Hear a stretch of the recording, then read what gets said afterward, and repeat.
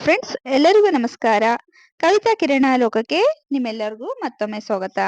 ನಾಳೆ ಹೋಳಿ ಹುಣ್ಣಿಮೆ ಇದೆ ಸ್ನೇಹಿತರೆ. ಅದೇ ರೀತಿ ಕೇತುಗ್ರಸ್ತ ಚಂದ್ರಗ್ರಹಣವು ಕೂಡ ನಾಳೆ ಇದೆ.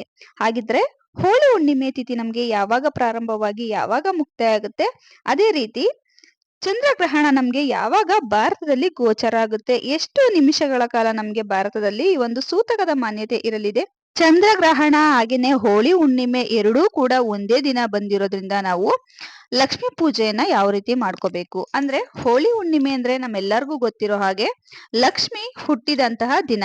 ಹಾಗಾಗಿ ಈ ಒಂದು ಹೋಳಿ ಹುಣ್ಣಿಮೆಯಲ್ಲಿ ಲಕ್ಷ್ಮೀ ಪೂಜೆಯನ್ನ ಯಾವ ರೀತಿ ಮಾಡ್ಬೇಕು, ಹಾಗೇನೆ ಈ ಒಂದು ಎರಡೂ ಕೂಡ ಹುಣ್ಣಿಮೆ ಆಗಿ ಗ್ರಹಣ ಇರೋದ್ರಿಂದ ನಾವು ದೇವರ ಮನೆಯನ್ನ ಯಾವ ದಿನ ಸ್ವಚ್ಛ ಮಾಡ್ಬೇಕು, ಯಾವ ರೀತಿ ಪೂಜೆ ಮಾಡ್ಬೇಕು, ಯಾವ ಸಮಯದಲ್ಲಿ ನಾವು ಪೂಜೆಯನ್ನ ಮಾಡ್ಬೇಕು ಅಂತ ಇವತ್ತಿನ ವಿಡಿಯೋದಲ್ಲಿ ಮಾಹಿತಿನ ತಿಳ್ಕೊಳ್ಳೋಣ ಸ್ನೇಹಿತರೆ. ಅದಕ್ಕಿಂತ ಮುಂಚೆ ಯಾರೆಲ್ಲ ನಮ್ಮ ಚಾನಲ್ನ ಫಸ್ಟ್ ಟೈಮ್ ನೋಡ್ತಿದ್ರೋ ಪ್ಲೀಸ್ ರಿಕ್ವೆಸ್ಟ್ ಮಾಡ್ತಿದ್ದೀನಿ, ನಮ್ಮ ಚಾನಲ್ನ ಸಬ್ಸ್ಕ್ರೈಬ್ ಮಾಡ್ಕೊಂಡು ನೋಡಿ. ಬನ್ನಿ ಆಗಿದ್ರೆ ವಿಡಿಯೋನ ಶುರು ಮಾಡೋಣ. ಲಕ್ಷ್ಮಿ ಜನಿಸಿದಂತಹ ದಿನವನ್ನ ನಾವು ಹೋಳಿ ಹುಣ್ಣಿಮೆ ಅಂತ ಆಚರಣೆಯನ್ನ ಮಾಡ್ತೀವಿ. ಅದೇ ರೀತಿ ಮಂಗಳವಾರದ ದಿನ ಮಾರ್ಚ್ 3ನೇ ತಾರೀಕು ಈ ರೀತಿ ಹೋಳಿ ಹುಣ್ಣಿಮೆ ಇದೆ ಸ್ನೇಹಿತರೆ. ಹಾಗೇನೆ ವರ್ಷದ ಮೊದಲ ಕೇತುಗ್ರಸ್ತ ಚಂದ್ರಗ್ರಹಣ ಇದೆ ಸ್ನೇಹಿತರೆ. ನಾವು ಮೊದಲು ಈ ಒಂದು ಹೋಳಿ ಹುಣ್ಣಿಮೆ ತಿಥಿ ಯಾವಾಗ ಪ್ರಾರಂಭವಾಗಿ ಯಾವಾಗ ಮುಕ್ತಾಯವಾಗುತ್ತೆ ಅಂತ ನೋಡ್ಕೊಳ್ಳೋಣ ಸ್ನೇಹಿತರೆ. ಹೋಳಿ ಹುಣ್ಣಿಮೆಯು ಪ್ರಾರಂಭವಾಗುವಂತದ್ದು ಮಾರ್ಚ್ 2ನೇ ತಾರೀಕು ಸೋಮವಾರದ ದಿನ ಸಾಯಂಕಾಲ 5:55 ಪ್ರಾರಂಭವಾದರೆ ಇದು ಮುಕ್ತಾಯವಾಗುವಂತದ್ದು ಮರುದಿನ ಮಾರ್ಚ್ 3ನೇ ತಾರೀಕು ಮಂಗಳವಾರ 5:07 ಮುಕ್ತಾಯವಾಗುತ್ತೆ. ನಮ್ಗೆ ಯಾವುದೇ ಒಂದು ಹುಣ್ಣಿಮೆ ತಿಥಿ ಸೂರ್ಯೋದಯದ ಸಮಯಕ್ಕೆ ಸಿಕ್ಕಾಗ ಆ ಒಂದು ಪೂಜೆಯ ಫಲ ಹೆಚ್ಚಾಗಿ ಸಿಗುತ್ತದೆ. ಹಾಗಾಗಿ ಹೆಚ್ಚಿನ ದಿನ ನಮ್ಗೆ ಹಾಗೇನೆ ಸೂರ್ಯೋದಯದ ಸಮಯಕ್ಕೂ ಕೂಡ ಈ ಒಂದು ಮಾರ್ಚ್ 3ನೇ ತಾರೀಕು ಹೋಳಿ ಹುಣ್ಣಿಮೆ ಬರೋದ್ರಿಂದ ಹೋಳಿ ಹುಣ್ಣಿಮೆಯನ್ನ ಈ ಬಾರಿ ಮಂಗಳವಾರ ಮಾರ್ಚ್ 3ನೇ ತಾರೀಕು ಆಚರಣೆಯನ್ನ ಮಾಡುವಂತದ್ದು ಹೆಚ್ಚಿನ ಫಲವನ್ನ ತಂದುಕೊಡುತ್ತೆ ಸ್ನೇಹಿತರೆ. ಹಾಗಿದ್ರೆ ಈ ಒಂದು ಕೇತುಗ್ರಸ್ತ ಚಂದ್ರಗ್ರಹಣ ಯಾವಾಗ ನಮ್ಗೆ ಪ್ರಾರಂಭವಾಗುತ್ತೆ ಅಂದ್ರೆ, ಒಂದು ಭಾರತದಲ್ಲಿ ಇದರ ಸೂತಕ ಯಾವಾಗ ಪ್ರಾರಂಭವಾಗಿ ಯಾವಾಗ ಮುಕ್ತಾಯ ಆಗುತ್ತೆ ಅಂತಲೂ ಕೂಡ ತಿಳ್ಕೊಳ್ಳೋಣ.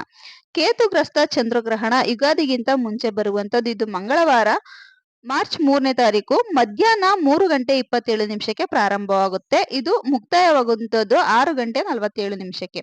ಆದ್ರೆ ಇದರ ಭಾರತದಲ್ಲಿ ಗೋಚರ ಆಗುವಂತದ್ದು ಕೇವಲ 15ರಿಂದ 25 ನಿಮಿಷಗಳ ಮಾತ್ರನೇ.